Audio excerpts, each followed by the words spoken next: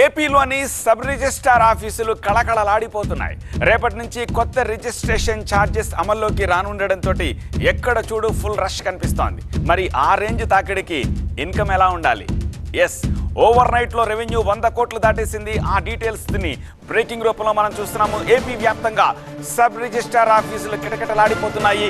నిన్నటి నుంచి ఆఫీసుల్లో రష్ కొనసాగుతోంది. నిన్నొక్కరోజే రాష్ట్రంలో 14,250 రిజిస్ట్రేషన్లు జరిగాయి.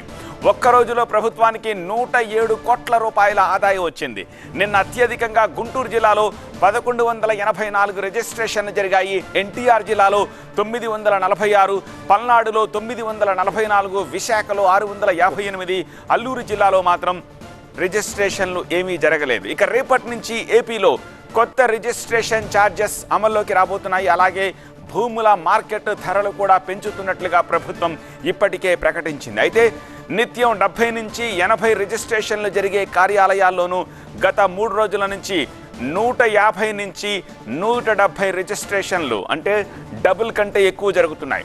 ఈ రేంజ్ తాకిడికి పలు చోట్ల సర్వర్లు కూడా మొరాయిస్తున్నాయి. ఇటు గుంటూరు జిల్లా రిజిస్ట్రేషన్ కార్యాలయంలో రాష్ట్రంలో ఎక్కడా లేని రద్దీ కనిపిస్తోంది.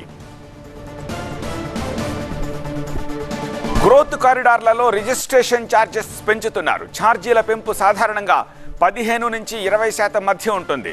రెవెన్యూ ఆదాయం పెంపు రాష్ట్రాభివృద్ధికి ఉపయోగపడుతుంది. అలాగే రిజిస్ట్రేషన్ ఛార్జెస్ని క్రమబద్ధీకరిస్తున్నారు. కొన్ని చోట్ల ధరలు తగ్గితే మరికొన్ని చోట్ల పెరగబోతున్నాయి. గతంలో రిజిస్ట్రేషన్ విలువల పెంపు శాస్త్రీయ పద్ధతిలో చేయలేదని, దీని కారణంగా చాలా చోట్ల భూమి విలువ కంటే రిజిస్ట్రేషన్ విలువ అధికంగా ఉన్నట్లుగా గుర్తించారు. రాజధాని అమరావతి పరిధిలోని 29 గ్రామాల్లో రిజిస్ట్రేషన్ విలువలు పెంచకూడదని ప్రభుత్వం నిర్ణయించింది.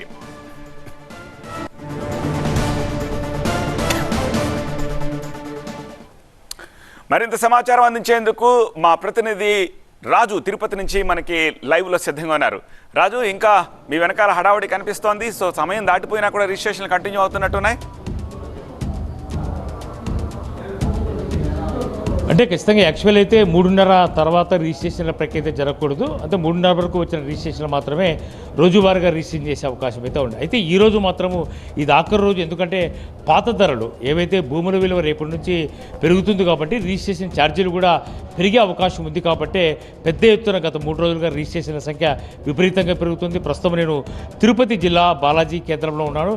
ఈ రిజిస్ట్రేషన్ కార్యాలయంలోనే ఉదయం నుంచి 60 వరకు కూడా రిజిస్ట్రేషన్ జరిగాయి. ఇప్పటి వరకు కూడా జాయింట్ సబ్ రిజిస్టర్ కార్యాలయం కిందనే ఉన్నటువంటి ఈ కార్యాలయంలో ఇప్పటి వరకు రిజిస్ట్రేషన్ల ప్రక్రియ కొనసాగుతుంది. దీనికి అందరికీ ప్రధాన కారణము ఈకేవీఐసీతో పాటు ఈ సిగ్నేచర్స్, డిజిటల్ సిగ్నేచర్స్, అంటే క్రయ విక్రయదారులకు సంబంధించినటువంటి సంతకాలు తీసుకోవడంతో పాటు వాళ్ళ వేలిముద్రలను కూడా తీసుకోవాల్సి ఉంది. దీనికి చాలాసేపు పడుతుంది. గతంలో అయితే ఒక్కో రిజిస్ట్రేషన్కి 10 నుంచి 15 నిమిషాలు పడితే ఇప్పుడు ప్రస్తుతము గంట వరకు పడుతుంది. అంటే ఒక్కో రిజిస్ట్రేషన్ చేయాలంటే గంట పడుతుంది. ఈరోజు జరిగినటువంటి రిజిస్ట్రేషన్లు 50కి పైగానే ఉన్నాయంటే ఖచ్చితంగా రిజిస్ట్రేషన్లకు పెద్ద ఎత్తున సమయం పడుతున్నట్టుగా స్పష్టమవుతుంది.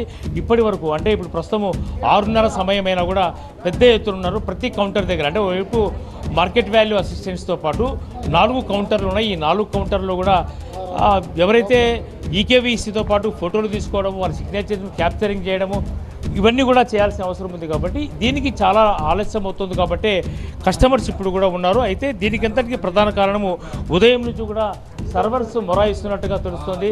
సర్వర్స్ మొరాయించడం ద్వారానే పెద్ద ఎత్తున ఇబ్బంది కలుగుతుందనే విషయం అయితే స్పష్టమవుతుంది. అయితే రిజిస్ట్రేషన్ శాఖ అధికారులు మాత్రం ఖచ్చితంగా జరుగుతున్నటువంటి ప్రక్రియ ఆలస్యానికి ప్రధాన కారణము సర్వర్ మొరాయించడం అనేది ప్రధానమైన ఉద్దేశము.